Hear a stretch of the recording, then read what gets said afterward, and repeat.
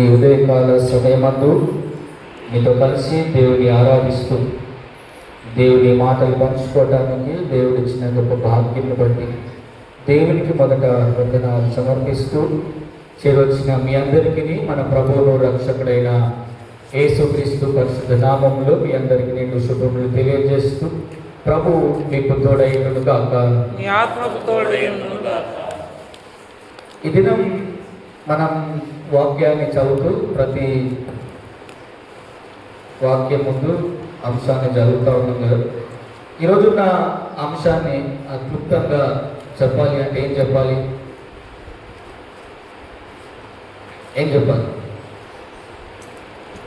క్లుప్తంగా చెప్పాలి అంటే కనుక ఐడియాల గురించి చెప్పాలన్నమాట. యాక్చువల్గా దాన్ని అభిషేక్త పరిచర్య అంటారు. దాన్ని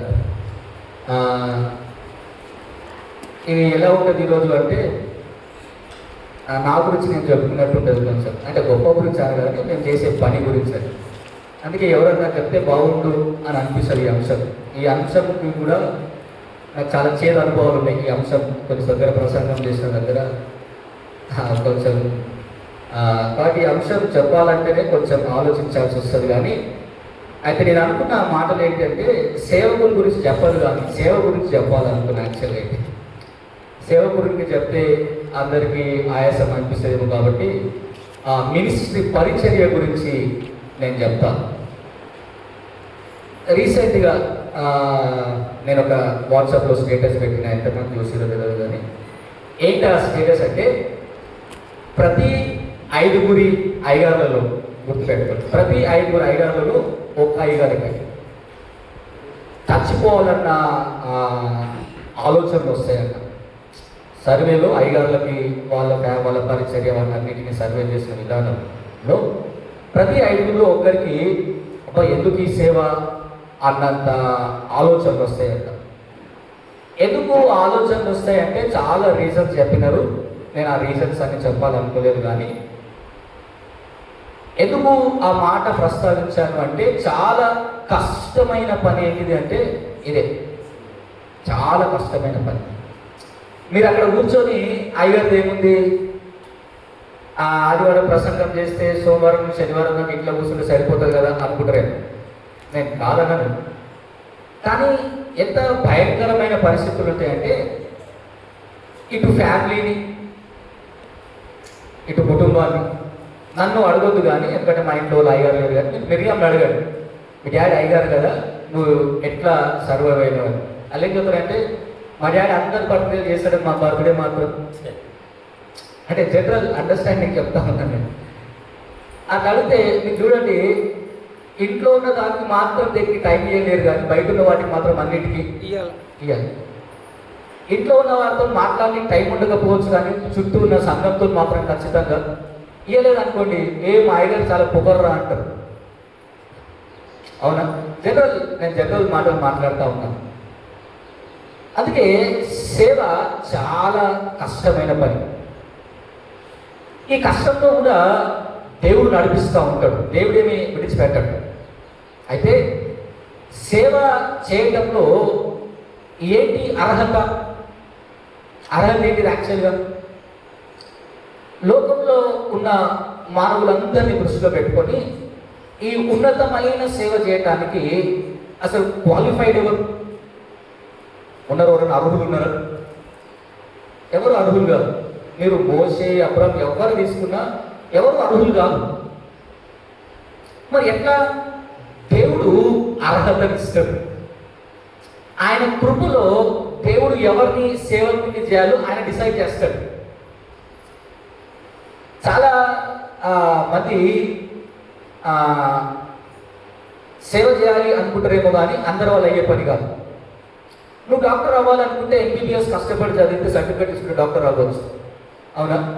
నువ్వు టీచర్ అవ్వాలనుకుంటే కష్టపడి BEd MD చేస్తే కష్టపడి నువ్వు సీట్ సంపాదించుకుని టీచర్ అవ్వచ్చు. కానీ సేవ చేయాలనుకుంటే ఏ సర్టిఫికేట్ కూడా పనికిరాదు.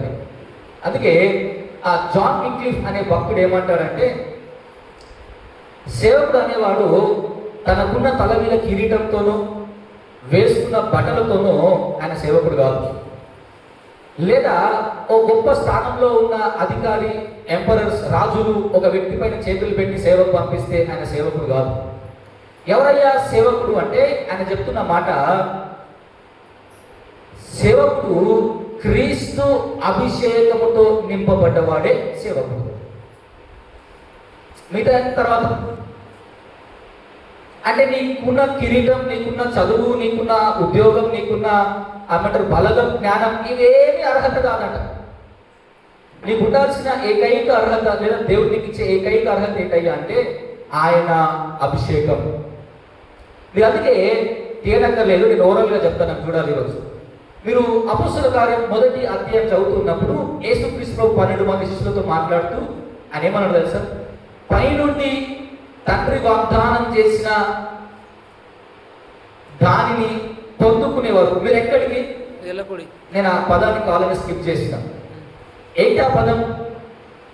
ఆత్మను పొందుకునే వరకు లేదా అభిషేకం పొందే వరకు మీరు ఎక్కడికి పోయి సువార్త చెప్పాలి. అవునా? అంటే బాగా ఆలోచించండి. 3.5 సంవత్సరములు ఆయనతో నుండి పరిచర్య చేసి సేవేంటిలో నేర్చుకొని ఎలా ఉండాలో నేర్చుకున్న వీళ్ళకి ఇప్పుడు దేవుడు ఏమి అనుగ్రహించాలనుకున్నాడు? ఆత్మ, అభిషేకాన్ని అనుగ్రహించాలి. అందుకే పెంతెకోస్తు పండుగ దినమున దేవుడు అభిషేకమును ఆ మేడగదిలో ఉన్న 120 మంది మీద కుమ్మరిస్తే అప్పుడు వీళ్ళందరూ ఏమైనారో తెలుసా? సేవకులైనారు. పేతురు చాలా బలవంతుడు, ధైర్యవంతుడని కాదు. మత్తయి చాలా జ్ఞానం ఉంది, బాగా యూదుడు, ధర్మశాస్త్రం బాగా తెలిసిన వాడని కాదు. ఏకైక క్వాలిఫికేషన్ ఏంటిదంటే దేవుడు తన ఆత్మతో ఆ రోజు అందరు నింపటాన్ని బట్టి వాళ్ళందరూ ఏమైనారో తెలుసా? సేవకులు అయినారు. అర్థమైందో? అందుకే దేవుని అభిషేకం, దేవుడు పిలిచిన వాడు ఖచ్చితంగా అభిషేకిస్తాడు. కొన్ని సందర్భంలో కొందరు అయ్యగారులు మనం చూసి ఏమనుకుంటామంటే వీళ్ళు ఇట్లా చేస్తున్నారు. కానీ గుర్తుపెట్టుకోండి, అయ్యగారిని బట్టి సేవను జడ్జి చేయకండి. అయ్యగారు అందరూ మంచోళ్ళు కాదు, అందరూ చెడ్డోళ్ళు కూడా. సో మమ్మల్ని బట్టి సేవ చూడొద్దు, సేవకు తగ్గట్టు మేము ఉన్నామా లేదా అని మీరు పరీక్షించాలి, అంతే. సో ఆ క్రమంలో దేవుడు అందరినీ అభిషేకిస్తూ ఉన్నప్పుడు ఆ అభిషేకంలో దేవుడు ప్రతి వారిని ఆత్మతో నింపుతూ ఉన్నప్పుడు నింపబడ్డ వాళ్ళలో కొందరిని ప్రత్యేకపరుస్తూ ఉంటాడు దేవుడు. ఆ ప్రత్యేకపరిచిన వాడే ఇక్కడ దాకా రాగలుగుతాడు. మీరు అర్థం అవ్వాలంటే హెబ్రీయులకు రాసిన పత్రిక 3వ అధ్యాయం 1వ వచనాన్ని మీరు చదివితే ఈ మాట మీకు అర్థమవుతుంది. హెబ్రీయులకు రాసిన పత్రిక 5వ అధ్యాయం 1వ వచనాన్ని చదువుతాం. 5వ అధ్యాయము ప్రతి ప్రధాన యాజకుడు మనుషులలో నుండి ఏర్పరచబడిన వాడే. ఎవరిలో నుండి? మనుషులలో. అంటే ఎక్కడి నుంచి వచ్చిండు? మనుషులు. మీదికెళ్ళేమి రాలే, ఊడిపల్లె. ఎక్కడి నుంచి అంటే మీ మధ్యలో నుంచే, అంటే సంఘంలో నుంచే వచ్చిన ఏర్పరచుకున్నాడు. పాపంలో కొరకు అర్పణలను బలులను అర్పించుటకు దేవుని విషయమైన కార్యములు జరిగించుటకై. జాగ్రత్తగినండి. ఏ కార్యములు? దేవుని విషయమైన కార్యం. దేవుని విషయమైన కార్యములను జరిగించుటకు మనుషుల నిమిత్తము నియమింపబడును. ఇప్పుడు ఎవరంట చేయాల్సిన పని ఏంటిదంట? అర్థమవుతుందా? మీలో నుండే వచ్చిన వాడు, మీ కొరకు పని చేస్తున్నవాడు, కానీ ఓ ప్రత్యేకమైన పని కొరకు దేవుడు అతన్ని ఏర్పాటు చేసినాడు. ఆ పని ఏంటిదయ్యా అంటే ప్రజల నిమిత్తము ప్రతిరోజు యాజకుడు బలులను ఏమంటారు, ఆ హోమములను అర్పించాలి. ఎవరి నిమిత్తము? మనుషుల నిమిత్తం. అంటే సేవ ఎవరి కొరకు? దేవుని కొరకు, కానీ మనుషుల పక్షాన చేసేది. నేను సేవకి వెళ్తున్న సందర్భంలో రెవరెండ్ కె నాగభూషణమయ్య గారు ఇప్పుడు లేరు, చనిపోయినారు 2 years బ్యాక్. నేను సేవకు వస్తున్నప్పుడు నాకు ఈ మాట చెప్పినాడు. నాకు ఆ మాట ఇప్పుడు మైండ్లో ఇట్లా టేబుల్ గారు తిరుగుతూ ఉంటుంది. ఆ మాట ఏంటిదంటే సమూయేలు 1వ గ్రంథము 3వ అధ్యాయము 1వ వచనాన్ని మనం చదువుదాం. సమూయేలు 3వ గ్రంథం 1వ గ్రంథం 3వ అధ్యాయం 1వ వచనం. బాలుడైన సమూయేలు, జాగ్రత్త వినండి, ఏలీ ఎదుట, ఎవరి ఎదుట? ఏలి ఎదుట ఎవరికి సేవ? అర్థమైందా? బాలుడైన సమూయేలు ఏలి ఎదుట యెహోవాకు పరిచర్య చేయుచుండెను. అంటే ఇప్పుడు సేవ ఎవరికి? మనుషులకు కాదు. మిమ్మల్ని మెప్పించడానికో, మిమ్మల్ని ఇంప్రెస్ చేయడానికో, మా అయ్యగారు బాగా చెప్తాడు అంటానికో కాదు. నీకు నచ్చినా నచ్చకపోయినా, నువ్వు ఒప్పుకున్నా కాదన్నా అవునన్నా ఆయన చెప్పమన్నది చెప్పాలి అంతే. నీకు ఆయాసం అనిపించిండొచ్చు, నువ్వు బాధపడి ఉండొచ్చు, అబ్బా నన్నే అన్నారు అని. నేను సోల్పేటలో జరిగిన ఓ సందర్భం చెప్తా, పేరు చెప్పను. ఒకరింట్లో లెంట్ డేస్లో చాలా మేబీ వచ్చిన ఫస్ట్ ఇయర్ సెకండ్ ఇయర్ అనుకుంటా, చాలా మంది వచ్చినారు లెంట్కి. వస్తే అయ్యారు మీరు బాగా వాక్యం చెప్పి ఆ ఇంట్లో కరెక్ట్ ఆ ఇంటికి సూట్ అయిందన్న. నాకు తెలియదు ఆ ఇంటి పరిస్థితి. ఇప్పుడు సేమ్ పరిస్థితి ఇంకోళ్ళ ఇంట్లో చెప్పిన వాక్యం చెప్తే ఆమె ఏమన్నదంటే కావాలని నా గురించి చెప్పిండు అయ్యగారు అని మాట్లాడుతూ మానేసింది. అర్థమైందా? ఇప్పుడు ఏంటి పరిస్థితి? ఎవరో మీకు తెలియకపోవచ్చు కానీ నాకు తెలుస్తుంది కదా, ఎందుకంటే రోజు చూసే ముఖం తెల్లారి వేరే రకంగా చూస్తే అర్థమవుతుంది కదా నాకు.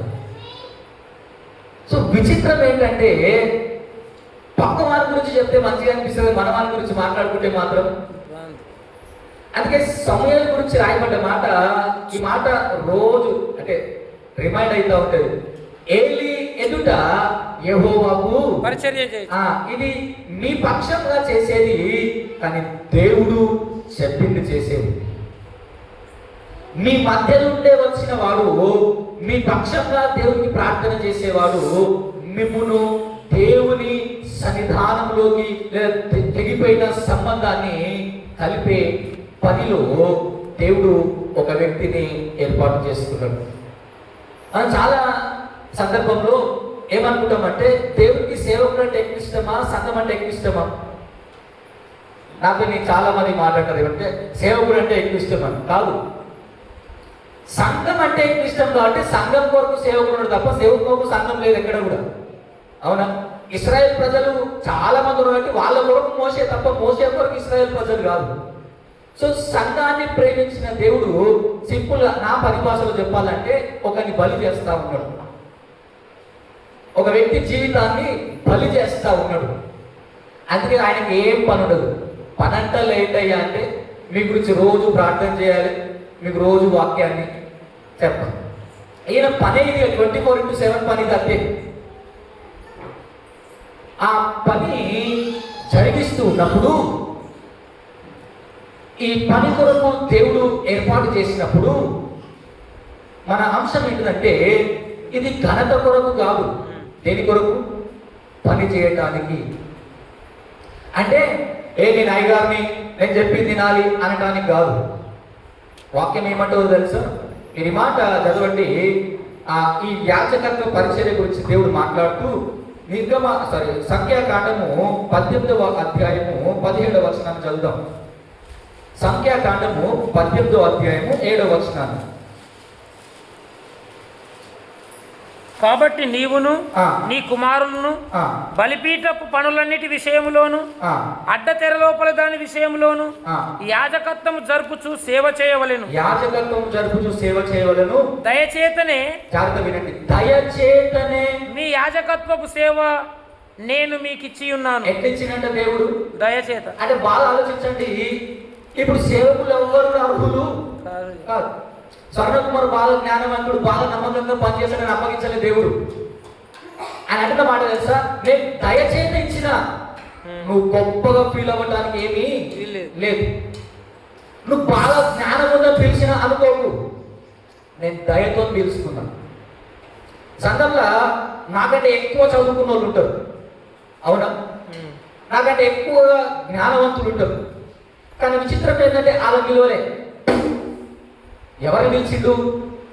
అందుకే ఆ పిలుపులో ఆయన అంటున్న మాట ఏంటంటే దయచేతనే నీకు ఇచ్చిన తప్ప నువ్వు గొప్పగా ఫీల్ అవ్వటానికి అవసరం ఏమీ లేదు. అందుకే యాజకత్వం అనేది దేవుని కృపలో పొందుకుందే తప్ప మన గొప్పతనం ఏమీ కూడా ఉండదు, లేదు కూడా. ఈ మాట చదవండి, లూకా సువార్త 17వ అధ్యాయం బహుశా 10వ వచనం అనుకుంటా, ఒకసారి మీరు చదివితే ఆ సేవకుల గురించి 17వ అధ్యాయం 10వ వచనం.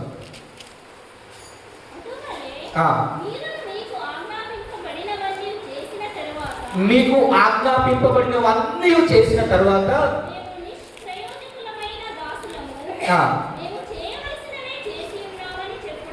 ఏమంటున్నాడు?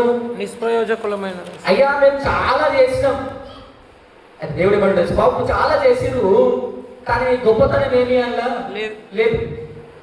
నీకున్న జ్ఞానం వాడిండొచ్చు, నీకున్న తలాంతులు ఉపయోగించుండొచ్చు, కానీ నీకు ఆజ్ఞాపించినవన్నీ చేసిన తర్వాత సింపుల్ స్టేట్మెంట్ ఏంటంటే మీరు నిష్ప్రయోజకమైన దాసులే, మీరు పనికిరానోలే, కానీ పనికొచ్చేవాడిగా మార్చింది నేను, అది గుర్తుపెట్టుకోండి అంటుంది. మీరు ఎందుకు యోగ్యత అర్హత కలిగిన వారు కాదు, కానీ యోగ్యత అర్హత కలుగజేసిన వాడిని నేను. అందుకే మీకు ఆజ్ఞాపించబడిన అన్నీ చేసిన తర్వాత మేము నిష్ప్రయోజకమైన దాసులమే తప్ప మేము చేయవలసినవే చేసి ఉన్నాం, కానీ అంతకంటే గొప్పది ఏది కూడా.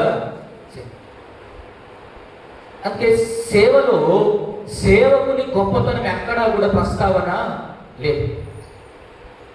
మీరు పరిశుద్ధ గ్రంథాన్ని చదివితే ఆదికాండం లేదా అహరోను వంశం నుంచి మీరు ఆ యాజకత్వపు సేవ ఇశ్రాయేలు ప్రజల్లో ప్రారంభించబడ్డ ఈ గురువర్గ పరిచయం మీరు ఆలోచిస్తే అక్కడి నుంచి కంటిన్యూషన్గా చూసుకుంటారండి. ఎక్కడన్నా దేవుడి గురించే మాట్లాడుకున్నారు తప్ప ఆ గురువుల గురించి ఎంతమంది మాట్లాడుకున్నారు? ఎందుకో తెలుసా? ఆ సేవకుని పని ఆ పిలిచిన వాని వైపు నడిపించటం. ఆ సేవకుని పని మిమ్మల్ని దేవుని ఎదుట నిలబెట్టడం. దండల కొరకు కాదు. ఎందుకంటే ఈరోజు దండలు వేసినాడు రేపు బండి. కాబట్టి మీరు మెచ్చుకోవడానికి పొంగేది కాదు, తిట్టిరని బాధపడేది కూడా కాదు. ఒక్కడే గుర్తుపెట్టుకోవాలి, ఏంటంటే పిలిచిన దేవుడు నమ్మదగిన వాడు, ఆయన ఎప్పటికీ మనల్ని విడిచిపెట్టాడు. మీరు అహరోను వంశము గురించి మీరు ఆలోచిస్తే కనుక నిర్గమకాండము 40వ అధ్యాయము 13వ వచనాన్ని ఒకసారి మనం చదువుదాం. నిర్గమకాండం 40వ అధ్యాయం 13వ వచనం.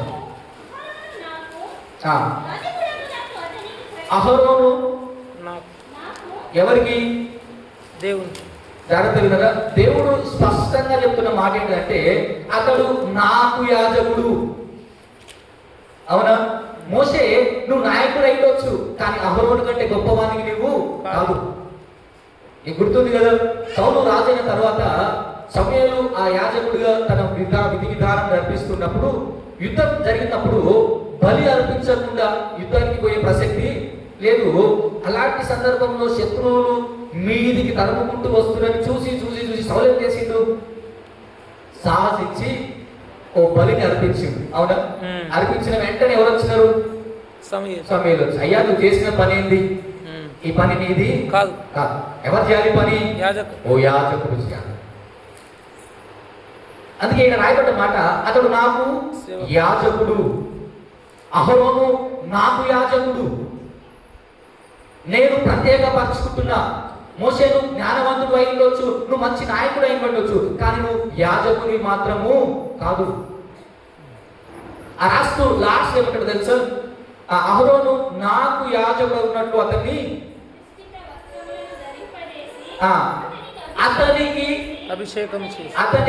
అభిషేకం చేసి చూసారా, అల్టిమేట్ సేవకు కావాల్సిన ఏంటయ్యా అంటే ఆయన అభిషేకం. అభిషేక్తుడు అనే దానికి ఇంకో పదం ఏంటో తెలుసా? క్రీస్తు అనే మాటకి అర్థం ఏంటిది? అభిషేక్తుడు. అవునా? ఇప్పుడు అభిషేక్త పరిచర్య అంటే అభిషేక్తుడు అనే పదం ప్లేస్ ఏం పెట్టాలి అంటే ఇప్పుడు ఎవరి పరిచర్య? క్రీస్తు సేవ. మరి ఆయన లేకుండా ఆయన సేవ ఎట్లా చేస్తాం? అవునా? చేయాలనుకున్న వాళ్ళు లేకుండా ఎట్లా సేవ చేస్తాం? సో ఆయనను కలిగి ఉండటమే సేవలు అర్హత. పిలిచిన వాడు అభిషేకిస్తాడు, అస్సలు మర్చిపోకండి. అయితే దాన్ని కాపాడుకుంటామా పోగొట్టుకుంటామా అనేది ఆ సేవకుని ప్రవర్తనపై ఆధారపడి ఉంటుంది. పిలిచిన దేవుడు నమ్మదగిన వాడు సేవలో నడిపిస్తున్నప్పుడు నీ యాజకత్వపు సేవలో నీ పరిచర్య విధానాన్ని బట్టి దేవుడు నిన్ను హెచ్చించాలా తగ్గించాలా ఆయన డిసైడ్ చేస్తాడు, మనం డిసైడ్ చేసుకునేది కాదు. అందుకే మనం చదివిన పాఠ్యభాగాన్ని సేవను గురించి మనం ఆలోచిస్తే కనుక మనం చదివిన ఇర్మియా గ్రంథం 1వ అధ్యాయం 7వ వచనాన్ని మనం చదివితే ఈ మాటలు మనకు కనబడతాయి. ఇర్మియా గ్రంథం 1వ అధ్యాయం 7వ వచనం, యెహోవా నాకు ఇలాగ సెలవిచ్చెను, నేను బాలుడను అనవద్దు, నేను నిన్ను నీవు పోవలను, నీకు ఆజ్ఞాపించిన సంగతులన్నీ. జాగ్రత్త వినండి, దేవుడు అభిషేకించేది ఎందుకంటే తెలుసా? ఆ 7వ వచనాన్ని సింపుల్గా మీకు చెప్పాలి అంటే, నా చిత్తం చేయటానికి ఇర్మియా నేను నిన్ను అభిషేకిస్తున్నా. అవునా? అని తెలుసా, నేను పంపిన చోటికి నువ్వు పోవాలి. అంతేనా అన్నమాట? నేను ఆజ్ఞాపించినవన్నీ చేయవాలి చెప్పాలి అంటే అర్థం ఏంటి? అబ్బా ఇక్కడ బాగలేదు, ఇక్కడ సంఘం చిన్నగా ఉంది, ఇక్కడ కానుకలు వస్తలేవు, నేను పోనడానికి ప్రసక్తి లేదుగా. అట్లా అనుకుంటే భారతదేశానికి తోమ రావాల్సిన పరిస్థితి లేదు, అస్సలే లేదు. అంటే నేను పంపిన చోటికి నువ్వు పోవాలి, నేను చెప్పమన్నది చెప్పాలి. అది ఎంత పెద్దోళ్ళైనా పర్లేదు. మీరు పరిశుద్ధ గ్రంథాన్ని జాగ్రత్తగా ఆలోచిస్తే యాజకుడు రాజును కూడా ఎదిరించగలడు. ఇప్పుడు పరిస్థితులు లేవనుకోండి, అలాంటి రాజును కూడా ప్రశ్నించగలడు. అంత గొప్ప సేవ. ఎంత గొప్పవాడైనా యాజకుని ముందు తలంచుకోవాల్సిందే తప్ప యాజకుని దగ్గర గర్వంగా మాట్లాడే ప్రసక్తి లేదు పరిశుద్ధ గ్రంథంలో. మీరు ఎవరి జీవితం అన్నా చూడండి, యాజకుడు తప్పు చేస్తే దేవుడే స్వయాన్ని శిక్షిస్తాడు చూస్తున్నాం. అందుకే సేవ అంటే దేవుడు అభిషేకించింది ఎందుకయ్యా అంటే, అభిషేకించిన వారి చిత్తాన్ని చేయడానికి తప్ప నీ సొంత ప్రణాళికలు రచించుకోవడానికి కాదు. నువ్వు చేసే పని దేవుని చిత్తం అయితే దానికి కావలసిన అన్ని సమకూర్చడం కూడా దేవుడి పని. నువ్వు కేవలం ఆయన చిత్తం ఏంటో గుర్తెరుగుతూ నువ్వు సేవలో సాగాలంతే. మీరు ప్రవక్తల జీవితాలను మీరు ఆలోచిస్తుంటే కనుక మీరు చూడండి, ఒక మాట మనం చదువుదాం. సంఖ్యాకాండం 24వ అధ్యాయం 12వ వచనాన్ని మనం చదువుదాం. సంఖ్యాకాండం 24వ అధ్యాయం 12వ వచనాన్ని.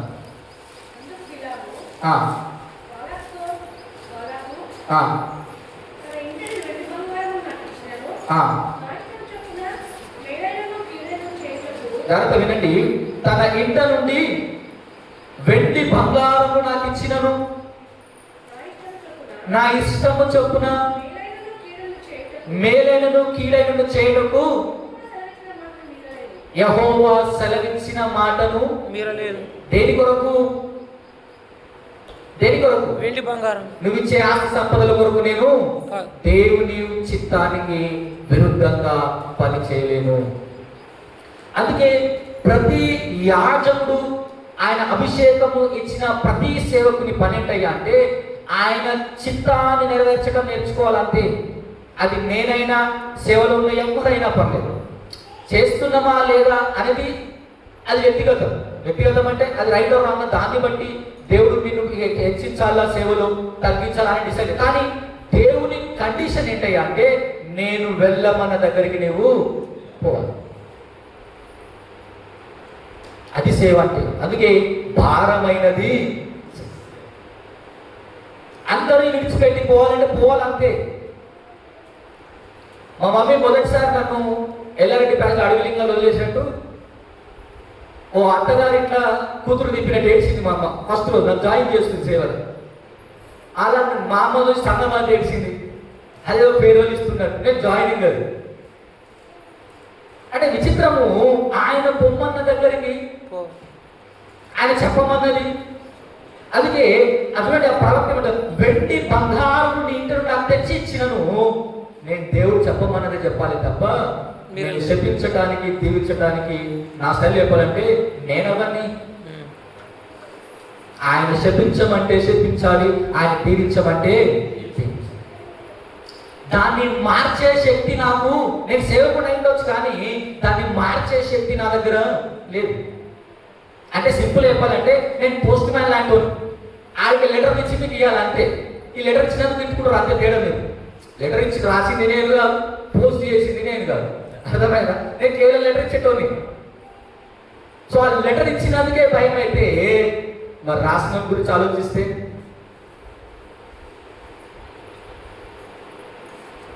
సేవలో మనం వెనకబడటానికి కారణం ఏంటయ్యా అంటే ఆయన చిత్తానికి మనం విరుద్ధంగా ప్రవర్తిస్తాం.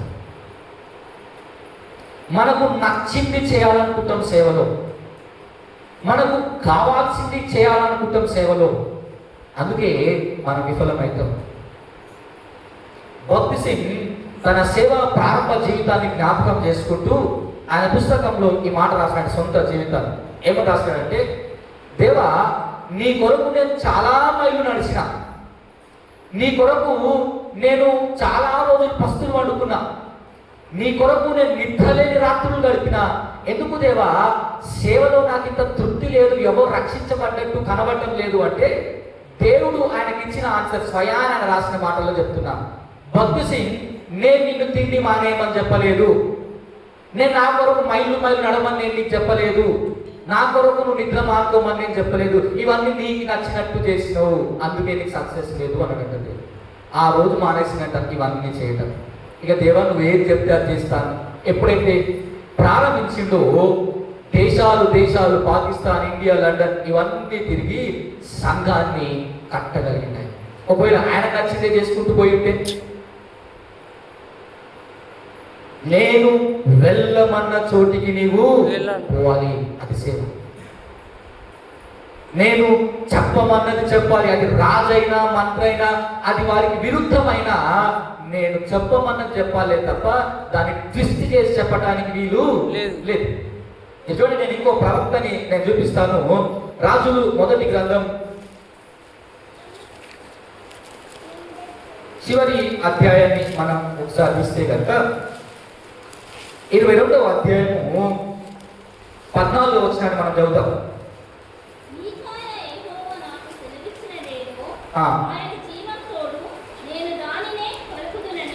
మీరు 13వ వచనం చూడండి. మికాయాను పిలువబోయిన దూత ప్రవక్తలు ఏకంగా రాజుతో మంచి మాటలు పలుకుతున్నారు కనుక నీ మాట వారి మాటకు అనుకూలపరచమని. ఇప్పుడు ఏమని చెప్తున్నారు ఈయనకి? అయ్యా 400 మంది ప్రవక్తలు ఏం చెప్తున్నారంటే రాజుకు మంచి జరుగుతుందని చెప్పారు. సో నువ్వు ఒక్కని కోసం వెతుకుతున్నావు, ఇక నువ్వు కూడా ఏం చేస్తావో తెలుసా? వాళ్ళకు అనుకూలమైన వాళ్ళకు అనుకూలంగా నువ్వు కూడా ప్రవచనాన్ని చెప్పు. ఇప్పుడు ఆ ప్రవక్త ఏమంటుందో తెలుసా? అయ్యా దేవుడు సెలవిచ్చినదేదో అదే చెప్తాను, అదే కదా చెప్పాలి. నేను నీకు నచ్చినట్టు చెప్పుకోమంటే ఎట్లా? నీకు నచ్చినట్టు చెప్పడానికి 400 మంది ఉన్నారు, నన్ను తెలుసుకున్నావు మరి. అదే మీరు అధ్యాయం అంతా మీరు ఇంటి పైన చదవండి.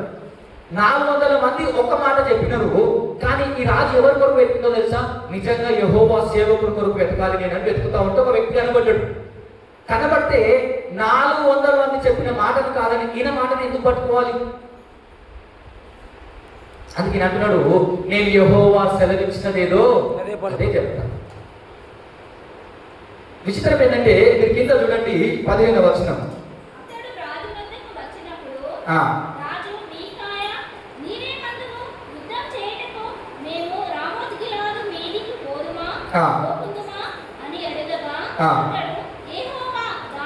యెహోవా దానిని నీ చేతికి అప్పగించు కనుక నీవు దాని మీదికి పోయి. ఈ మాట చెప్పినాడు కదా. ఇప్పుడు కింద ఏమంటారు తెలుసా? నేను నీతో ప్రమాణం చేపిస్తున్నా, నిజం చెప్పు నాకు అన్నాడు ఆయన. అప్పుడు ఏమంటాడు తెలుసా? ఇప్పుడు అసలు ప్రవచనాన్ని స్టార్ట్ చేస్తాడు ఆయన. అంటే ఇంతకు ముందుకు నీకు మనసుకు నచ్చింది చెప్పాలంటే రాజు ఇదే చెప్పాలి, ఏంది, నువ్వు ఎక్కడికి పోతే అక్కడికి జయం. సక్సెస్ అవుతుంది, నువ్వు ఏ పని పట్టినల్లా బంగారం అవుతుంది, నీకు ఏ అపజయం లేదు, అసలు నీకు ఓటమే లేదు, అసలు నీకు తిరిగే లేదు, నువ్వు మోనార్కు అని చెప్పి అనుకో. మా అయ్యగారు చాలా మంచోడు, మమ్మల్ని ఎప్పుడు దీవిస్తాడు, మమ్మల్ని ఎప్పుడు పోగొడతాడు. జనరల్గా ఇంట్లో ప్రార్థన అయితే ఏం చేయాలి, మైకే చాలా ప్రార్థన పడు, బాగా సేవ చేస్తాడు, బాగా మందిని రక్షిస్తాడు. ఈ ఒక 10 నిమిషాలు చెప్పి 5 నిమిషాలు వాక్యం చెప్తే అసలు మన అయ్యగారికి తిరిగే లేదు అసలు. నేను ఉదాహరణ చెప్తా ఉన్నా. అందుకే ప్రవక్త, అయ్యా నేను నీకు నచ్చినట్టు చెప్పాలంటే నువ్వు దేవుడు నీకు కూడా విజయాన్ని ఆ ప్రాజెక్టుడు ప్రమాణం చేసి చెప్పు అంటే అప్పుడు అంటాడు, అయ్యా నువ్వు చచ్చిపోతావు యుద్ధంలో. అంటే రాజు ఏం చేసిండో తెలుసా, యుద్ధంలో నాకు వ్యతిరేకంగా ప్రవచనం చెప్తా వారా తీసుకుపోయి జైలు వేసిండు మనం. ఇప్పుడు చెప్పండి, ఈజీ అంటారు పని, కష్టం అంటారు. మనకున్న పరిస్థితుల్లో మన పరిధిలో నేను చెప్పాలంటే, మీకు కోపం వచ్చినా నన్నే మారుస్తారు, నాకు కోపం వచ్చినా అంతేనా? మీకు కోపం వచ్చినా నేనే మారాలి, నాకు కోపం వచ్చినా. రాజు నిజం చెప్పేశారు, ప్రవక్త సత్యాన్ని చెప్పినందుకు రాజు తీసుకుపోయి జైలు వేసింది. ఆయన ఏమంటుండో తెలుసా, వీనికి కష్టమైన అన్నం పెట్టుడు నేను తిరిగి వచ్చేదాన్ని. కానీ దానికి భయపడి ఆ సేవకుడు ప్రవచనాన్ని మార్చిన వాడు కాదు. ఎందుకు ఈ మాట ప్రస్తావిస్తున్నానంటే, మన పౌలు తిమోతికి రాసిన పత్రిక చూద్దాం. 2వ పత్రిక 4వ అధ్యాయం బహుశా 3వ వచనం నుంచి మనం చూద్దాం. 3వ వచనం నుంచి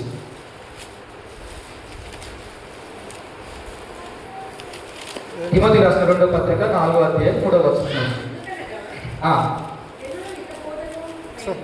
జనులు హితబోధను సహించక దురద చెవులు గలవారై తమ స్వకీయమైన దురాశలకు అనుకూలమైన బోధకులను బోధకులకు తమ కొరకు పోగు చేసుకొని తమ సత్యములకు చెవినీయంగా కల్పన కథలకు తిరుగు కాలము వచ్చును. ఏంటంటే పరిస్థితి ఇప్పుడు ఏంటంటే సేవ ప్రాబ్లం కాదు, అక్కడ రాయబడిన మాట సేవకుని ప్రాబ్లం. ఏంటిది ప్రాబ్లం అంటే, ప్రజలకి ఉన్నట్టు చెప్తే నచ్చదు. సో ప్రజలు ఎలాంటి వాళ్ళని పెట్టుకున్నారంటే, మామూలు మంచోళ్ళు, మామూలు బాగా ప్రార్థన పరులు, మామూలు బాగా వాక్యం చదువుతారు, రెఫరెన్స్ చెప్పంగానే తీసి చదువుతారు, మామూలు తిరుగులేదు, మామూలు బాగుంటారు అనేటోళ్ళని పెట్టుకుంటారు అయ్యాళ్ళని. అంతే కదా మాట రాయబడి మాట. హితబోధను సహించక దురాశలకు వారు మరల్పబడి తమకు నచ్చిన వారిని, తమల్ని పొగిడే వారిని సేవకులుగా చేసుకుంటున్నారంట. అందుకే పౌలు తిమోతిని అంటున్నాడు, అయ్యా వాటిలో జాగ్రత్తగా ఉండి నీ సేవను సంపూర్ణంగా జరిగించు. నువ్వు కష్టపడు సేవలో, అలాంటి సేవకుల మధ్యలో నీవు అలాంటి వారిగా నువ్వు తయారవద్దు, జాగ్రత్త. ప్రజల మెప్పు కొరకు చేయకు. ఎవరు మెచ్చుకున్నా తిట్టినా పిలిచినోడిని చూడు. సో దేవుని చిత్తాన్ని చేయటం సేవ.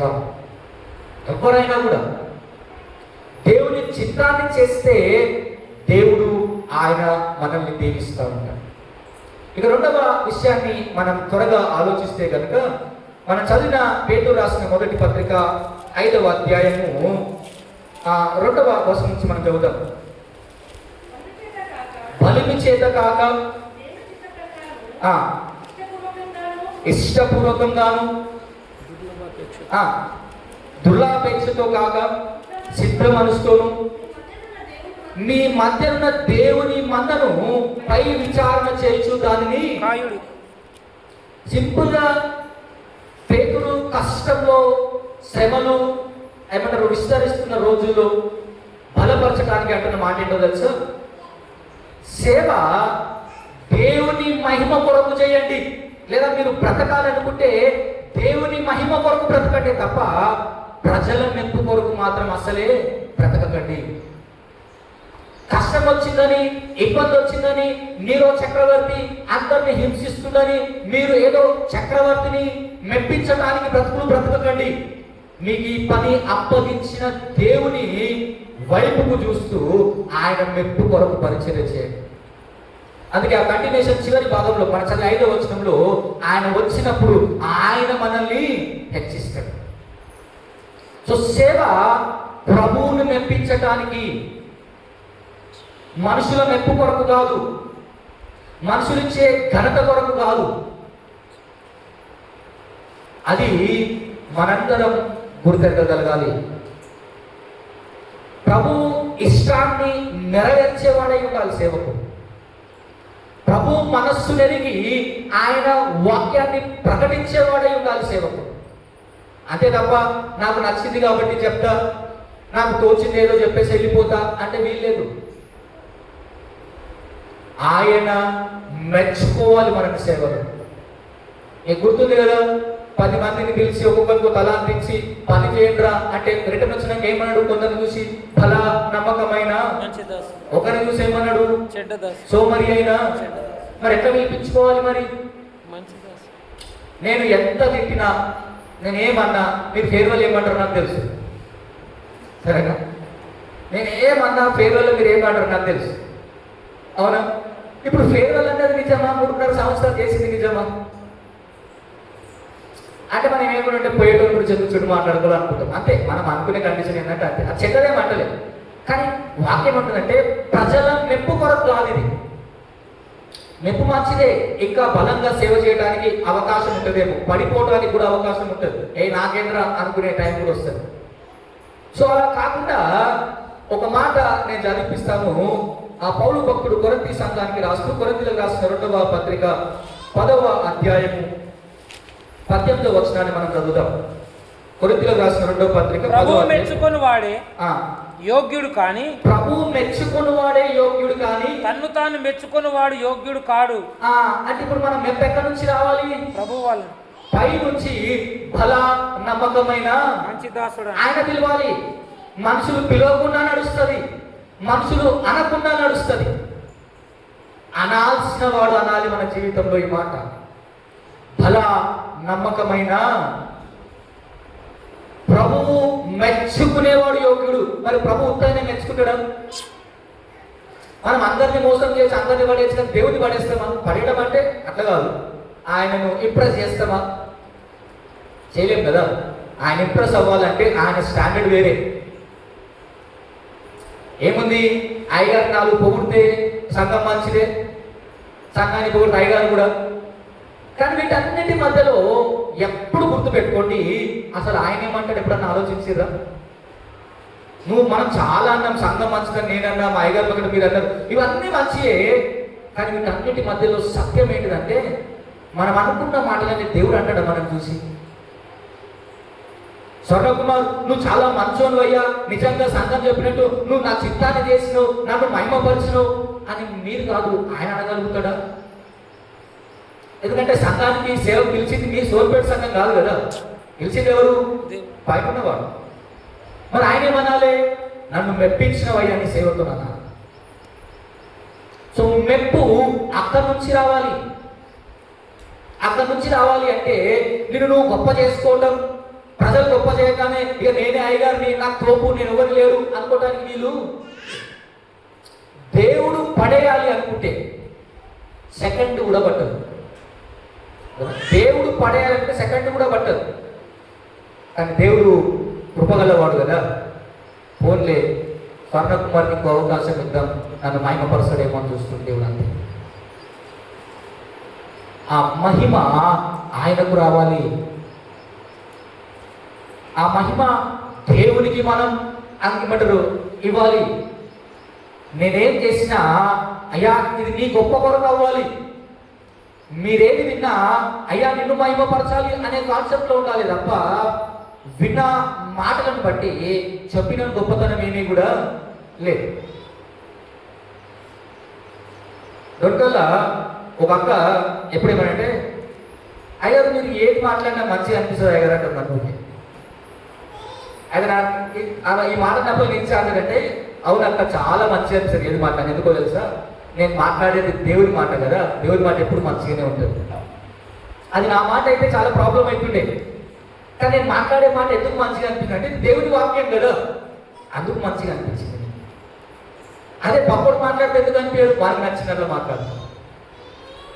సో దేవుని మాట ఆయనను మహిమపరచడానికి.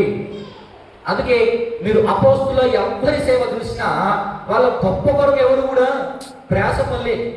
పౌలు సీలలో ఒక దగ్గర సేవ చేస్తున్నప్పుడు ఆ సేవను చూసి సంఘం ఏమన్నారంటే వాళ్ళ దగ్గర ఉన్న గుడిని కులగొట్టి మీకు దండం పెడతాం రా బాబా అని ఊరంతా వచ్చింది. అప్పుడు వీళ్ళేం చేయాలి, రండి ప్రతి ఒక్కరు మాట్లాడాలి. వీళ్ళు ఏమంటారు తెలుసా, బట్టలు చింపుకొని మీ కాళ్ళు అనుకుంటారా బాబు మాకు దండయ్యద్దు, దండం పెట్టద్దు.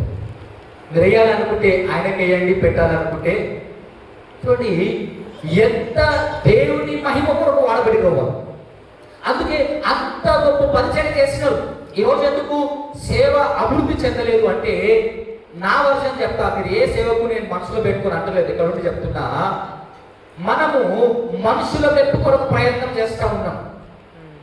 నన్ను అధికారులు మెచ్చుకోవాలి, నన్ను సంఘం మెచ్చుకోవాలి, నన్ను వీళ్ళు చూస్తే ప్రమోషన్ ఇస్తారు, నాకు వాళ్ళు చూస్తే ఇది ఇస్తారు అని మన పబ్లిసిటీ మనం చేసుకుంటున్నామే తప్ప మన పబ్లిసిటీ దేవుడు చేస్తలే. అవునా? మన పబ్లిసిటీ ఎవరు చేయాలి? దేవుడు కానీ ఎవరు చేస్తున్నారు? మనమే చేసుకుంటున్నాం కదా.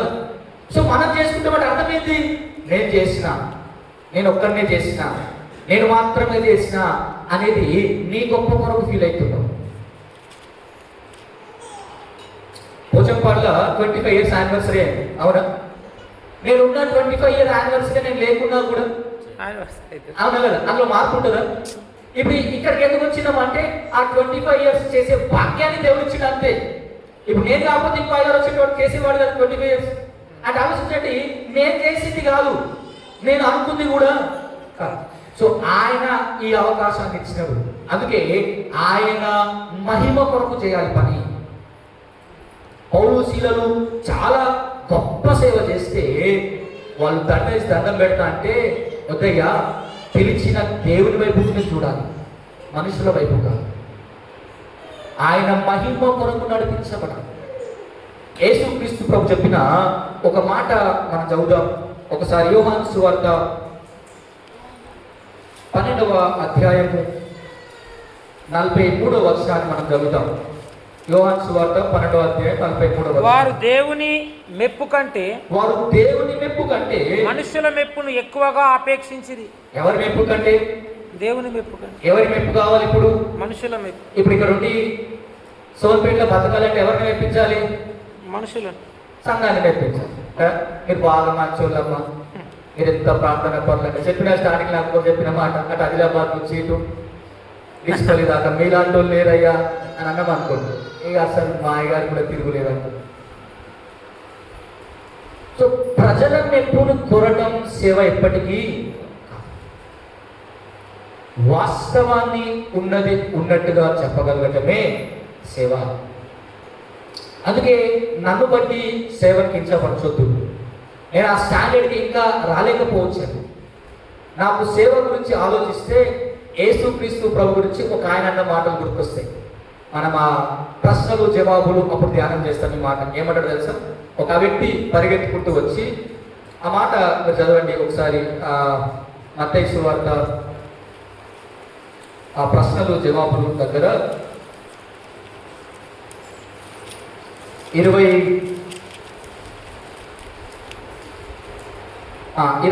అధ్యాయము 15 చదువుతున్నాడు. అప్పుడు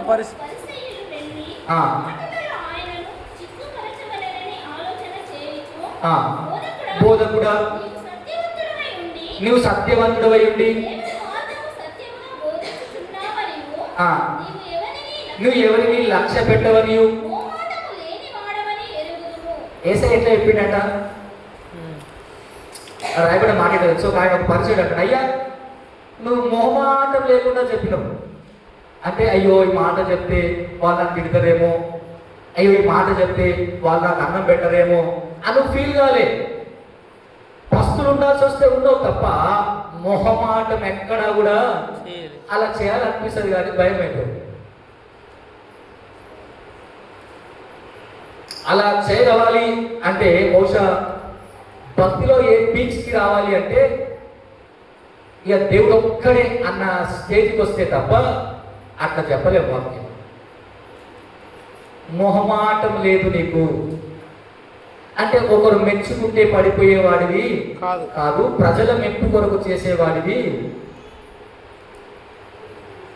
అందరూ ఈ బాప్తిజం ఇచ్చే కాలంలో హేరోదు తన చెల్లె భార్యను ఉంచుకున్నాడు, తన తమ్ముడి భార్యను తీసుకున్నాడు. తీసుకుంటే రాజ్యం అంతా సైలెంట్గా ఉన్నది, కానీ ఒక ఆయన సైలెంట్గా లేడు. ఎవరైనా బాప్తిసం ఇచ్చి ఆయనకెందుకు మరి?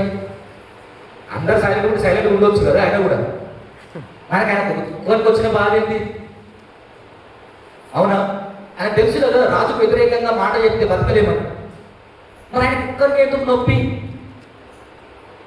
అంటే ఆయనకు తెలుసు దేవుడు చెప్పమన్నది నేను ప్రాణం పోయినా చెప్పాల్సింది. ఆయనకు తెలుసు రాజుకు వ్యతిరేకంగా రాజు నువ్వు తప్పు చేసినావు అని రాజుకు చెప్పాలంటే చాలా ధైర్యంగా. మీరు పాత నిబంధనలో ప్రవక్తల పరిచయం చూస్తే, నువ్వు ఇందాక మన జైలు వాక్యమే చూస్తే కనుక నువ్వు యుద్ధంలో చనిపోతావయ్యా దేవుడి మాట్లాడంటే ప్రవక్త తీసుకుపోయి చెరసాలు వేసినాడు.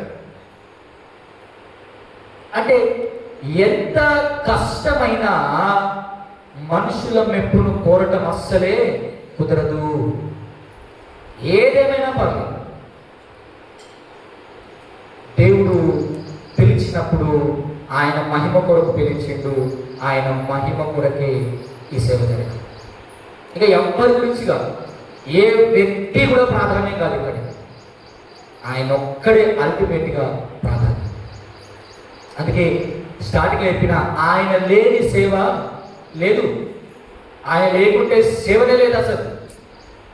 ఆయన లేకుండా చేసినా అది మనకు తృప్తి అనిపిస్తుంది, మనకు మంచిగా అనిపిస్తుందేమో కానీ దేవుడు ఎప్పటికీ కూడా ఆ పనిని బట్టి మెచ్చుకోడు, మనకు అస్సలు మెచ్చుకోడు. నేను ఎంత పెద్ద బిల్డింగ్ కట్టినా, ఎంత పెద్ద చర్చి కట్టినా దేవుడికి చర్చి కట్టడాన్ని బట్టి మెప్పు ఉండదు, మన ప్రవర్తనను బట్టి మెప్పు ఉంటుంది. దేవుడు మనం చేసే సేవను బట్టి మెచ్చుకున్నాడు దేవుడే తప్ప మనం చేసే వాటి దాని గురించో మనం సంపాదించిన వాటి దాని గురించి దేవుడు మెచ్చుకోడు మనం. అందుకే సేవ ఆ పేతురు రాస్తా ఉన్నాడు, ఆయన మహిమ కొరకు శుద్ధమైన మనసుతో చేయండి, దుర్లాపేక్షతో చేయకండి. అయ్యో నాకేమన్నా వస్తుంది, నేనేమన్నా సంపాదించుకుంటా, నాకు డబ్బు వస్తుంది అని చేయకండి. వాక్యం అంటది ఆయన యాజకులను ఏర్పాటు చేస్తున్నప్పుడు యాజకులకు ఇచ్చిన మాట ఏంటో తెలుసా? మీరు ఈ లోకంలో ఏమి సంపాదించుకోవద్దు. మరి ఎట్లా బతుకుతామయ్యా అంటే ఈ 12 గోత్రాలు మిమ్మల్ని బతికిస్తాయి.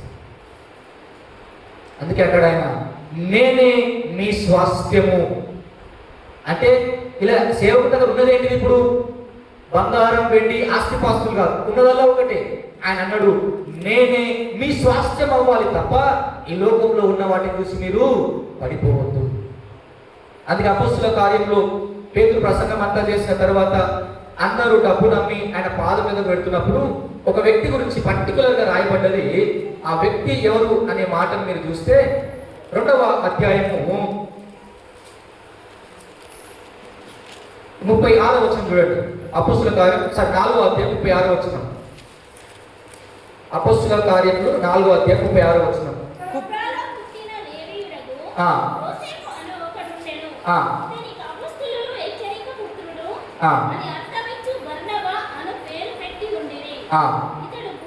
ఇతడు ఏముందంటే భూమి గలవాడయ్యి. యాక్చువల్ ఎవరినా దేవుడు ఏమని చెప్పి పాత నిబంధనలో అంటే ఆ యాజక వృత్తిలో ఎంటర్ అవుతున్న వారిని అయ్యా మీరు లోకంలో ఏది సంపాదించుకో. అందుకే చూడండి అపొస్తలుల బోధ విధంగానే మనకి అంతా గుర్తొచ్చి అమ్మేసి దేవుని పాదం దగ్గర అనుకున్నాడు నేను తప్పు చేసిన, దేవుడే కదా నా స్వాస్థ్యం, దేవుడే కదా నా సొమ్ము, నా సొత్తు, నా బలగం అంతా ఆయనే కదా. అయ్యో ఆయన మాటకి నేను ఎట్లా విరుద్ధంగా ప్రవర్తిస్తే అని ఆ అపొస్తలుల బోధ విని తనకున్నదాన్ని తను సంపాదించుకున్న దాన్ని చేసింది. అందుకే సేవలో ఆయనే స్వాస్థ్యమై ఉండాలి సేవకుడికి. ఆయన మహిమ కొరకే చేయగలగాలి పని. అప్పుడే మనం ప్రభువుని మెప్పించగలం. ఇంకా ఇంకో మాట చూసి మనం ఇంకో వాక్యాన్ని మనం ధ్యానిస్తాం. చూడండి, యోహాను సువార్త బహుశా 7వ అధ్యాయము 18వ వచనాన్ని మనం చదువుతాం. తనంతట తానే బోధించువాడు వెదకును గాని తను పంపిన వారి మహిమను వెతుకువాడు సత్యవంతుడు. ఆయన యందు ఏ దుర్నీతియు లేదు. ఇప్పుడు తనంతట తానే బోధించువాడు ఎవరి మహిమ కొరకు? స్వకీయమైన. కానీ ఎవరి మహిమ కొరకు బోధించాలి? దేవుని మహిమ. అవునా? ఇప్పుడు యేసుక్రీస్తు స్వయాన అక్కడున్న ఆ వాక్య ధర్మశాస్త్రోపదేశకులు కావచ్చు, యూదులు వాళ్ళందరూ ప్రధాన యాజకులు కావచ్చు, వాళ్ళని అంటున్నమాట, మీ బోధ ఎక్కడి నుంచి వస్తుందో ఆలోచించండి. మీ స్వకీయమైన మెప్పు కొరకు చేస్తున్నారా? దేవుని మెప్పు కొరకు చేస్తున్నారా? ఏది సేవ? ఎలాంటి సేవలో మనం ముందు కొనసాగాలని ఆశపడుతున్నాం ఈరోజు? ఆ సేవను జరిగించటంలో ఆ ప్రభు మెప్పు కొరకు బోధట. అంటే ఆయన చెప్పమన్నది చెప్తే ఆయనకు చాలా తృప్తి ఉంటుంది. ఆయన చెప్పమన్నది చెప్పకుండా ప్రజలు ఏమనుకుంటారు అంటే, నేను ఒక సందర్భాన్ని జ్ఞాపకం చేస్తాను. ఊరు పేరు ఏం చెప్పలేను. లెండన్ కాటేజ్ ప్రేయర్ మీటింగ్ అనుకుంటాను, నాకు కరెక్ట్గా గుర్తులేదు. కానీ ఎందుకో ప్రతిరోజు ఇట్లా వాక్యం చెప్తున్నప్పుడు ఒక ఇట్లా బలవంతంగా నా మనసు వస్తున్న ప్రేరణ, బలవంతంగా స్ట్రాంగ్గా శరీరాశ గురించి చెప్పు, శరీరాల గురించి చెప్తాడు. నేను ఇప్పుడు ఎందుకు దేవా అని నేను ప్రసంగాన్ని మార్చేస్తాను. నాకు తెలుసు, నేను చెప్తున్నాను, మార్చేసినాక ప్రసంగం అంతా అయినాక ఇంటికి పోతా ఉంటే నాకు అప్పుడు అర్థమైంది దేవుడు ఎందుకు శరీరము దాని గొప్పతనం గురించి చెప్పమన్నాడు. ఎందుకంటే నేను ఇంటికి బయటకు వచ్చినప్పుడు నాకు ఏం కనబడ్డాయి అంటే రెండు కలిసి చదివినబడ్డాయి. నాకు అప్పుడు అర్థమైంది, అబ్బా నేను ఈరోజు ఏం చేస్తే తెలుసా, చెప్పమన్నది చెప్పక నాకు ఇది గుర్తుండిపోయింది అనమాట. నేను ఎందుకు మారిస్తున్నా ఆ ప్రసంగం రోజు. ఇప్పుడు ఆ ఇంట్లోకి మంచిగా అనిపించవచ్చు వాక్యం, నేను కాదన్నా. కానీ సేవకునిగా నేను నా గొప్ప గురించి అని చెప్పలేదు. అంటే దేవుడు మెచ్చుకోవాలి అంటే ఆయన చెప్పింది నీ కష్టమైన, అరే మాట చెప్తే పలానా తిడతారని తెలిసిన, కస్టమర్ ట్రాన్స్ఫర్ అయితే తెల్లారి అని అనిపించిన, ఏం చేయాలి? చెప్పాలి. అప్పుడు ప్రభు మెచ్చుకుంటాం. సో ఈ లోకంలో ఉన్న వాటికి భయపడి ఆయన సేవను మరుగుపరచొద్దు, ఆయన మాటలు దాచేయొద్దు. ఇక చివరి వాక్యాన్ని మనం ధ్యానం చేస్తే కనుక, మనం చదివిన మత్తయి సువార్త 20వ అధ్యాయము మనం 25 నుంచి మనం చూద్దాం. అన్య జనులలో అధికారులు ప్రభుత్వం చేస్తారు, వాళ్ళు గొప్పవాళ్ళు హింసిస్తారు లేదా పని చేయించుకుంటారు. ఇప్పుడు చూడండి 26th verse స్టార్టింగ్ ఏంటో తెలుసా? వచనం ప్రారంభం, మీరు అట్లా ఉండదు, మీలో అలా ఉండకూడదు, మీలో అప్పుడు సేవలు ఎట్లుండొద్దు అన్న మాట. ఇప్పుడు సేవలు ఎట్లుండొద్దు? అందరు ఉన్నట్టు ఉండొద్దు. లోకంలో జరిగినట్టు నువ్వు చేయొద్దు. ఈ అధికారం సేవ చేయటానికే తప్ప అజమాయిషీ చేయటానికి కాదు. నువ్వెంత అనటానికి కాదు, నీకేం తెలుసు అనటానికి కాదు, నీకెంత తెలిసినా తెలియకపోయినా అందరిలాగా యజమానిలో ఉండటానికి కాదు. సేవ అంటే ఆయనను పోలి నడుచుకునేది, ఆయనను ఈ లోకానికి చూపించేది. అంటే నా పని ఏంటయ్యా అంటే నన్ను చూపించుకోవడం కాదు, నేను పిలిచిన వాడిని చూపించాలి. మీకు మీరైనా నేనైనా లాస్ట్కి ఎక్కడికి పోవాలి? ఏసీఐ దగ్గరికే పోవాలి. వేరే ఆప్షన్ ఉందా మీకేమన్నా? లేదు కదా. సో అందరి పని ఏంటిది? ముఖ్యంగా నా పని ఏంటి? మీ అందరినీ ఆయన ముందు నిలబెట్టాలి, మీకు నేను ఆయనను చూపించాలి లోకంలో, అంతే. అంటే నేను సైన్ బోర్డు అంటున్నాను అనమాట. ఆ కమాండ్ దగ్గర సోల్ పెట్టి దారి అని రాసి ఉంటుంది, నేను దారి చూపించిన తప్ప తీసుకుపెట్టేది కాదు. సో నేను ఈ లోకంలో క్రీస్తుని మీకు చూపించడానికే తప్ప నన్ను నేను ప్రదర్శించుకోవడానికి, నాకేదో బాగా జ్ఞానం ఉందని అక్కడో రెఫరెన్స్ ఇక్కడో రెఫరెన్స్ తీసుకొని మీకు ప్రసంగం చేయడం కాదు. ఆ మాట దేవుడిని మీకు చూపించగలగాలి. ఆ మాట దేవుని సన్నిధిలో మీరు బలపరచబడాలి. ఆ మాట మీరు దేవుని ద్వారా ఆదరించబడాలి. మీ కష్టంలో మీరు నెమ్మది పొందుకునే విధంగా ఆ మాట చెప్పగలగాలి. అందుకే మీరు అలాగున ఉండొద్దు. అన్య జనులు చాలా చేస్తున్నారు, కానీ అయ్యా మిమ్మల్ని అభిషేకించింది వాళ్ళలా ఉండమని కాదు. అండ్ లాస్ట్ ఏమంటాడు తెలుసా? నేను పరిచారం చేయించుకునే హక్కు ఉంది నాకు, కానీ నేను పరిచారం చేయించుకోవటానికి రాలే. నేను ఎందుకు వచ్చినా? పరిచారము చేయటం. అంత అధికారం ఉన్నోడే పని చేస్తే ఏమి లేనో మనం ఏం చేయాలి మరి? ఏమి లేనో మనం ఏం చేయాలి మరి? చిన్నగా నేను ఈ క్యాసెట్ వేసుకొని స్టోర్ చేసుకున్నందుకే నా అంత తోడు లేడంటే అందరికంటే మీద కూర్చున్నాడు ఆయన ఏమనాలి మరి? ఆయనకు మీద ఏం లేదు కదా, ఉన్నాయన్నీ ఆయన తర్వాతనే అని ఉంటుంది. ఇంకా స్పష్టంగా చెప్పాలంటే ఆయన ఇస్తే తప్ప ఎవరికి అధికారము లేదు. మరి చిన్న చిన్న వాటికి ఉప్పొంగిపోతుంటే సమస్తమును సృష్టించిన వాడు సమస్తం పైన అధికారం గలవాడు ఏమంటాడు తెలుసా? నేను పరిచారం చేయటానికి వచ్చినా మీరు కూడా పరిచారమే చేయాలి తప్ప అధికార దుర్వినియోగం మాత్రం అస్సలే చేయొద్దు. దేవుడు నిన్ను అభిషేకించింది పలానా వాడిని హేళన చేసి అవమానపరచమని కాదు, వాడిని పడిపోతున్న స్థితిలో వాడిని లేవనెత్తాలి. మిమ్మల్ని హెచ్చరించేది మీరు పడిపోవాలని కాదు, హెచ్చరించేది మిమ్మల్ని నిలబెట్టాలి. ఆ మాట మనం గుర్తు పెట్టుకోవాలి ఎప్పుడు. ఆ దేవుని సేవ ఆయనను కనపరచడం మర్చిపోవద్దు. అందుకే ఓ సేవకుని చూస్తే ఎవరు గుర్తు రావాలి? ఎవరు గుర్తు రావాలి? దేవుడు గుర్తు రావాలి.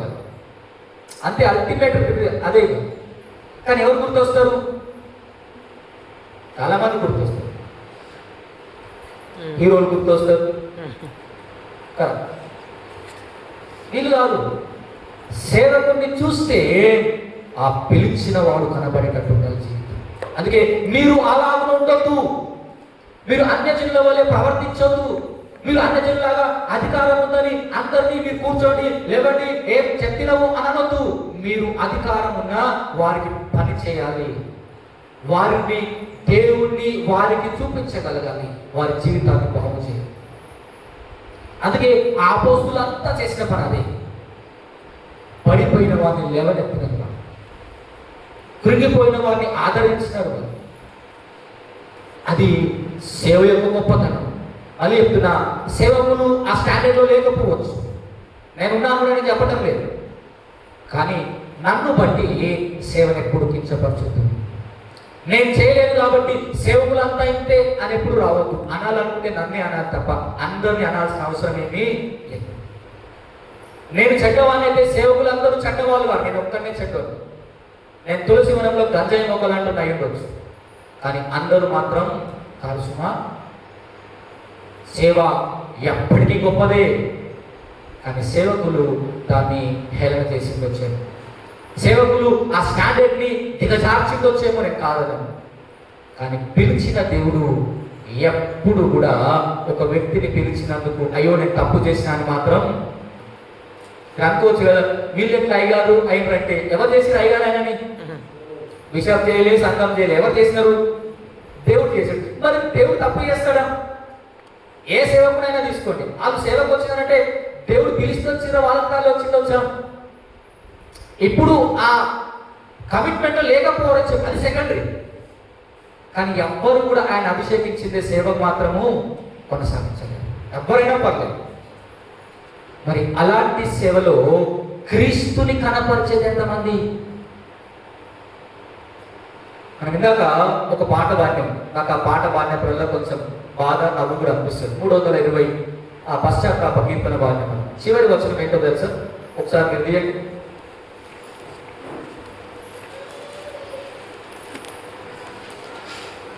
మీరు గమనించకపోయిండొచ్చు కానీ 321 కీర్తన మన పాడిన చివరి మాట, చివరి వచనం ఏమిటో తెలుసా? ఏముంది? బాధ చేసేది గురుల వీడుచు. అంటే ఎవరు బాధ పెట్టిరు? గురువులు. దేవుడు కాదు, అది తను సొంతంగా చేసిన పని. అందుకంటే బోధకుల గరి చేరరి అంటే సేవకులు ఫెయిల్ అయ్యొచ్చు చాలా సందర్భంలో, సేవకులు పడిపోయేటచ్చు చాలా సందర్భంలో. అలా అని సుమా సేవ ఎప్పటికీ చెడ్డది కాదు. మావాడు ఏ పనికి పనికొస్తలే, అయ్యగారు పని తీసుకోవు అయ్యగారు అంటారు. దేనికి పని దేనికి పనికొస్తాడంట అనుకుంటుంది మన పరిస్థితి. నీదేముంది అయ్యారు అంటారు, నీదేముంది అయ్యారు అనాలి. నేను అంటే మీ పిల్లలకు పంపించుకుంటారు అయ్యారు అని తెలుస్తారు ఏముంటుందో. అప్పుడు ఈజీ, చాలా ఈజీ, డెడ్ ఈజీ. నేను చెప్తున్నా తల మీద చేయబెట్టి వస్తే నీదేంటి అయ్యారు, మీ పిల్లలు పంపించుకుంటారు ఎంత వస్తాయో. అందుకే దేవుని మహిమ కొరకు చేసేటప్పుడు దేవుడు ఎక్కడ పస్తులు మాత్రం. సో నా కొరకు చేస్తున్నానా, పిలిచిన వాని కొరకు చేస్తున్నానా అనేది సేవలో అల్టిమేట్గా మనం గుర్తుపెట్టుకోవాల్సి. నా సంపాదన కొరకు చేస్తున్నానా, దేవుని కొరకు మనుషులను సంపాదించడం కొరకు చేస్తున్నా అనేది చాలా సేవలో ప్రాముఖ్యమైంది. అపోస్తులు ఏం సంపాదించుకున్నారు అంటే ఏం సంపాదించుకున్నారంటే దేవుని దగ్గర ఆయన రాజ్యంలో ఓ బహుమానాన్ని సంపాదించుకున్నారు. ఇక్కడ ఏం సంపాదించుకోలేదు. ఒక్కొక్కరు ఒక్కొక్క విధంగా చంపేయబడ్డారు. నార్మల్గా మరణించింది యోహాను ఒక్కరే. అందరు రంపములతో పోయబడ్డారు, ఉల్టా సిలువేసినారు, ఏమంటారు తలచేదనం, ఇవన్నీ జరిగినాయి. ఎందుకు ఇంత కష్టమైన చేసిరో తెలుసా? వాళ్ళ గురి ఒకటి, పిలిచిన దేవుడు ఎప్పుడు కూడా విడిచిపెట్టడు. పిలిచిన దేవుడు నమ్మదగిన వాడు, జీవితాంతం తోడుంటాడు. ఈ జీవమే కాదు, ఈ జీవం ముగిసిన తర్వాత కూడా ఆయన రాజ్యంలో స్థానాన్ని అనుగ్రహిస్తాడు. సో సేవ ఆయన చిత్తానుసారంగా చేసేది. సేవ ఆయన మహిమ కొరకు చేయాల్సింది. సేవ ఆయనను కనపరిచే విధంగా చేయాల్సిందే తప్ప, మళ్ళీ చెప్తున్నా, మనుషుల ప్రాధాన్యత ఎక్కడ వరకూడదు. ఎవరైనా పర్లేదు. నేను చాలా సందర్భంలో మీకు చెప్పేది అదే, ఆరాధన ముగిసి అంత మట్టుకు ఏది చేయదు, వేరే ఇతరత్ర విషయం ఏది చేసినా ఆరాధన తర్వాతే. ఆరాధన మధ్యలో డిస్టర్బ్ చేసి ఏది చేయొద్దు. ఎందుకో తెలుసా? ఆయన కంటే ప్రాముఖ్యమైన ఎవడు కూడా, ఆయన సీఎం కావచ్చు, పిఎం కావచ్చు, ఆరాధనలు వస్తే ఓ భక్తుడే తప్ప ఆయన గొప్ప ఏమీ కూడా. ఆయన మనకు సీఎం ఏమో కానీ దేవునికి మాత్రం సీఎం ఎప్పటికీ కాలేడు. సో ఆరాధనలో అందరూ సమానమే. ఏది జరిగినా ఆరాధన ముగిసిన తర్వాత, ఆ చివరి బెనడిక్షన్ సేవ ఆరాధన ముగిసిన తర్వాతనే మనం ఏదైనా చేయాలి. కానీ విచిత్రం ఏంటంటే, చాలా సందర్భంలో బాధ అనిపించింది అంటే, మనది ఆరాధన కన్నా అభినందన సభ ఎక్కువైతుంది. మనకి ఆరాధన కన్నా అభినందన సభ ఉంటుంది. మనకి ఆ వాక్యం పండించాలంటే అభినందన మాత్రం గంట అవుతుంది. ఈ వాక్యం ఏం చెప్పినా మొత్తం పోతుంది. ఏం నవ్విపించడో, ఏం జోక్ చేసినా మాత్రమే గుర్తుంటుంది లాస్ట్. సో మరి అది ఎట్లా మార్పు? ఆ మార్పు రావాలి కదా సంఘంలో, సేవలో, సేవకుల్లో. అది రాగలిగిన రోజునే మనం మార్పు చెందుతాం. నేను ఒక మాట చెప్పి ముగిస్తాను. ఏంటంటే, జాన్ విక్లిఫ్ ఆయన గొప్ప ఏమంటారు భక్తుడు. మీరు యూట్యూబ్లో కొడితే వస్తుంది. ఆయన చనిపోయి చాలా గొప్పగా సేవ చేసిన తర్వాత ఇంటర్వ్యూలో, అయ్యా అసలు సేవ అంటే నువ్వేమనుకుంటున్నావు అంటే, ఆయన స్టేట్మెంట్లో చెప్పిండు. ఏంటి ఆ స్టేట్మెంట్ అంటే, ఊపిరి ఉన్నంత వరకు సువార్త చెప్పాలి, ఊపిరి ఆగిపోయినాక లెక్క చెప్పాలి. అర్థమైందా? ఊపిరి ఉన్నంత మటుకు, ఊపిరి ఆగినాక ఇది సేవకుని పని. మరి ఇట్లా చేసినామా? ఇట్లా చేస్తున్నామా? ఆలోచించండి. ఏది మన సేవ ఈరోజు? గొప్పగా అనేక మంది ప్రాణత్యాగం చేస్తూ అనేక మందిని దేవుడి దగ్గర నడిపించిన సేవకులు మనం ఎందుకు చేయలేకపోయినాం ఈరోజు? మనం ఎందుకు ఈ సంఘాన్ని అభివృద్ధి పరచలేకపోతున్నామంటే లోపం సేవకుల్లో ఉందన్నమాట. ఒక్క తోమ భారతదేశాన్నే ప్రభావితం చేసి ఈరోజు ఎంతమంది క్రైస్తవులు ఎంతమంది ప్రభావం చేయాలి? ఆయన ఒక్కడే ఇంత గొప్ప సేవ చేస్తే ఈరోజు చాలా మంది సేవకులు ఉన్నాము, మేమెంత చేయాలి? అవునా? మరి ఆ లెక్క చెప్పాలన్న ధైర్యం, ఆ లెక్క చెప్పేటప్పుడు తలెత్తుకుంటామన్న ధైర్యం సేవలో ఉండాలి మనకి. సో సేవకుని పని ఊపిరిన్నంత వరకు ఏం చెప్పాలి? సువార్త చెప్పాలి. ఊపిరి ఆగిపోయినాక లెక్క. సో చేయడం ఒక వంతు. ఈ మాట కొంచెం కఠినం అనిపిస్తుంది, కానీ రెండవది చేయనీయటం కూడా అంతే వంతు. చేసేటప్పుడు చేయాలి కదా, అది కూడా ప్రాముఖ్యత. సో ఇది మనం దృష్టిలో పెట్టుకోగలిగితే కనుక సేవను ఎలా గౌరవించాలో మనకు అర్థమైంది. ఆ సేవ చేసే వ్యక్తిని ఎలా మనం చూడాలో మనకు అర్థమైంది. అది మనం గుర్తెరిగి ఇక పిలిచిన దేవుడు నమ్మదగిన వాడు, అభిషేకం చేసిన వాడు తప్పు చేయడం గుర్తుపెట్టుకొని ఈ సేవను గురించి మనం మంచి ఆలోచన కలిగి సేవలో ముందు కొనసాగుటకు ఆయన కృపా సన్నిధి మనకు తోడైంది నడిపించును గాక. ఆమేన్. తలలు వచ్చి ప్రార్థన చేద్దాం. మా దేవా, మా ప్రభువా, పరిశుద్ధుడా, మీకు వందనాలు. ఇటు ఆరాధనలో దేవా మీరు ఇచ్చిన మీ వాక్కుకై వందనాలు. సేవకులు పడిపోయి ఉండొచ్చు దేవా, సేవకులు దేవా మీరు అనుకున్న విధంగా సేవ చేయలేకపోవచ్చు, కానీ సేవ ఎప్పుడు గొప్పది నాయన. సేవలో ప్రాణాన్ని అర్పించిన వాళ్ళు ఉన్నారు. సేవ కొరకు దేవా మీరు పిలిచిన పిలుపు కొరకు దేవా సమస్తాన్ని విడిచిపెట్టి ఎక్కడికో వెళ్ళి దేవా మరణించిన వాళ్ళు ఉన్నారు. ఆ స్థితిలోకి దేవా రాగలగటానికి సహాయం దయచేయండి. ఈ లోకంలో ఏమి సంపాదించుకోలేదు, దేవుడే మా స్వాస్థ్యము అన్నంతగా దేవా సేవ చేయడానికి శక్తిని ఇవ్వమని ప్రార్థిస్తున్నాం. అలాంటి సేవలోని దేవా ఎదగటానికి నన్ను బలపరుస్తూ నడిపించమని, సేవకు సహకరించే విధంగా సంఘాన్ని దేవా మీరు సిద్ధపరుస్తూ ప్రతి మాట దేవా అది మీదని గుర్తెరుగులా ఉన్న సహాయం అనుగ్రహించండి. నేను కూడా దేవా ఎక్కడన్నా నా సొంత ఆలోచన బట్టి కొన్ని సందర్భంలో వారు చేసిన పనులను బట్టి ఆయాసమై అనిండొచ్చేమో, అలా నా సొంత నిర్ణయాలు తీసుకోకుండా దేవా ఇక నుంచి ఇంకా కూడా మీ మాట కొరకు ఎదురు చూస్తూ మీ వాక్కుని ప్రకటించగలుగుతాం. సహాయం అనుగ్రహిస్తూ సంఘాన్ని మీరు దీవించమని ఈ దినం దేవా సేవకులందరి కొరకు ప్రార్థిస్తున్నాం. అభిషేకించిన దేవుడు ప్రతి సేవకుడు అభిషక్తుడే, అందులో ఎలాంటి అనుమానం మొహమాటం లేదు. అభిషక్తులు దేవా ఈ అభిషేకాన్ని కోల్పోతున్నామా లేక ఎదుగుతున్నామా రోజు రోజు గుర్తెరుగుతూ సాగటానికి సహాయం అనుగ్రహిస్తూ ప్రతి సేవకుని వారి కుటుంబాల కొరకు ప్రార్థిస్తున్నాం. ఆ సేవకులను మీరు దీవించండి. వారు ఎలాంటి పరిస్థితుల్లో ఉన్నారో ఏం తెలియదు దేవా, వారి పరిస్థితి ఎలా ఉందో తెలియదు దేవా, ఆర్థిక పరిస్థితి కుటుంబ పరిస్థితులు ఎలా ఉన్నాయో తెలియదు, కానీ దేవా ప్రతి వారిని దర్శించేది మీరే స్వాస్థ్యమని సెలవిస్తుండగా మీ మహిమ ఐశ్వర్యంలో ప్రతి సేవకుని వారి కుటుంబాలను వారి ఇబ్బందులన్నిటినీ దేవా మీరు తొలగించి వేస్తూ మీరుండి నడిపించి బలపరచమని యేసు నామములో ప్రార్థిస్తున్నాను తండ్రి. ఆమేన్.